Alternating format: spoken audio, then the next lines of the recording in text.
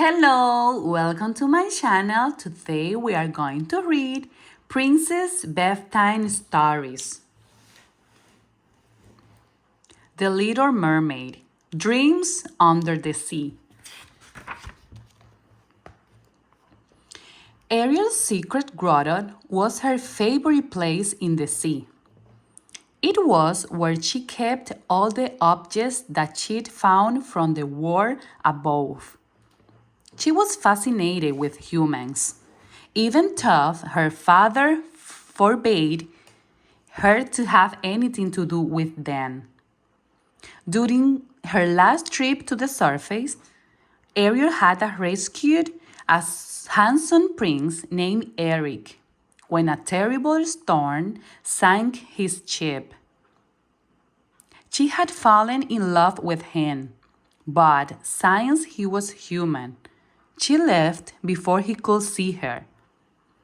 A while later, Ariel's fish friend Flounder found a statue of Eric and surprised the mermaid with it. She swam over to the statue and began to talk to it. "Ariel!"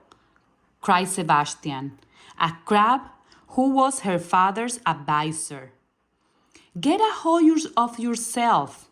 That's not a human. It's a hunk of rock." Ariel ignored him. The statue said that if you two would please excuse us. He has something he'd like to tell me.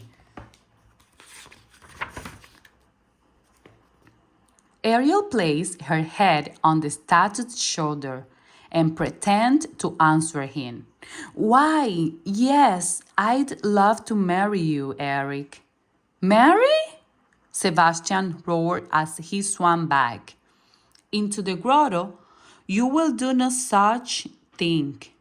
In the name of His Royal Highness, King Triton, I forbid this kind of talk." "Oh, Sebastian," Ariel said impatiently. "It's a statue, remember? I'm just pretending. Don't worry, and please don't tell my father, okay?" "We can have the wedding right here in the grotto," Ariel said. "There's so much to do. You'll both help me, won't you?" "Help you with what?" Sebastian asked as Ariel handed him some seaweed to decorate with. "It's make-believe. You said so yourself." "Oh, dream weddings are every bit as much work as real ones." Ariel insists. "Everything has to be just right." "I think Prince Eric is dressed perfectly for a wedding," Ariel continued. "This will never work." "The real prince is human," Sebastian said. "He lives on land, and every self-respecting sea dweller knows that mermaids live underwater." "That may be true," Ariel said, "but who knows what the future will bring?" "May I be the chef?" Flounder asked. "Please, please?" Ariel laughed. "Of course, Flounder," she said. "I want you to prepare all the most wonderful foods you can imagine." "How about some seaweed souffle and some plankton salad?" Flounder asked. "Oh, yes," Ariel cried as she imagined the feast. "And don't forget the wedding cake." "Just leave it to me," Flounder said proudly. "This will be a wedding dinner like no one has ever seen." "You can say that again," Sebastian muttered. "Oh, I can hardly wait," Ariel exclaimed. "I can picture the entire ceremony.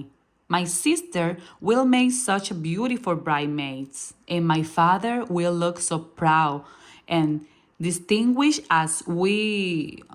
Your father?" Sebastian looked as if he was ready to faint. "Oh, Don't be such a party popper, Sebastian, Ariel said lightly. I'm not actually going to invite my family, saying this is a pretend wedding. At least for now, she added quietly. That's it, Sebastian cried. I can't take any more of this nonsense. Flounder, Ariel called.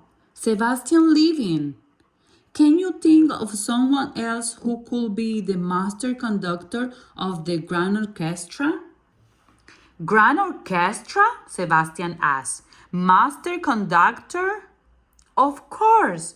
You're my first choice, Sebastian, Ariel said. But, nothing, Sebastian cried. A crown must do what a crowd must do. The pretend wedding must go on.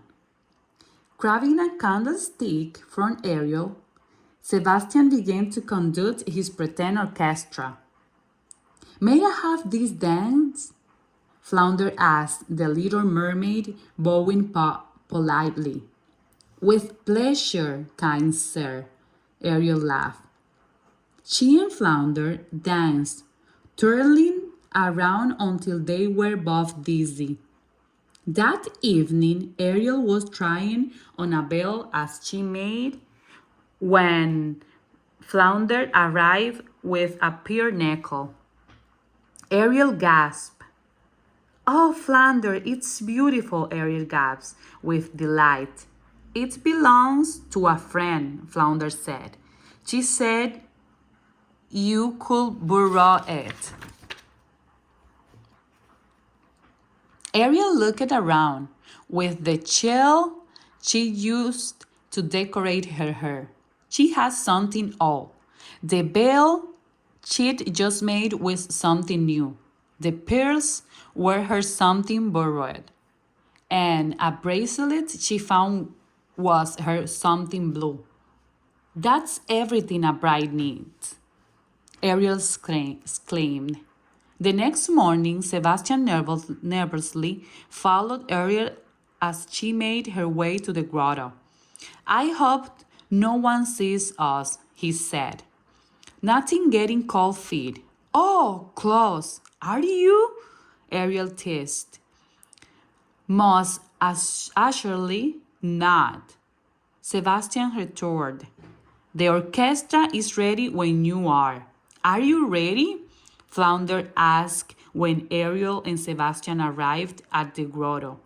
The mermaid nodded, and the fish escorted her down the aisle as the orchestra played the wedding march. Then a funny thing happened. Sebastian began to sniffle. Ariel turned around in surprise. Wedding always make me cry, the crab said with a shrug. Then Sebastian cleared his throat and moved to the front of the grotto. Do you, Princess Ariel, take this statue to be your... Now listen closely to this part, young lady. Make-believe husband? I do, Ariel cried happily. And do you, Mr. Pretend Prince, take this princess to be your make-believe wife? Sebastian finished. Ariel leaned toward the statue. He says he does, she told the crab with a giggle. Well, then I suppose I have to pronounce you imaginary husband and wife, Sebastian said. Hooray! Flounder cheered. With her eyes glowing like stars, Ariel hugged her friends. Oh, thank you. This has been a wonderful pretend wedding, she cried. And now I'm inviting you both to my real wedding to Prince Eric. I'm not sure when it will happen or where or how, but I know it will. it won't matter that there's no an ocean of difference between us. Nothing can stand in the way of true love. Ariel sighed with happiness, imagining that she was really marrying Eric. At the end of the ceremony, they will kiss. Ew! She cried suddenly. She realized that she was actually kissing a very startled flounder. Aha! Sebastian shouted. See what comes of thinking a mermaid could marry a human prince? As if that could ever really happen. But Ariel didn't care what Sebastian said. She knew in her heart that someday she and Eric will live happily ever after. The end.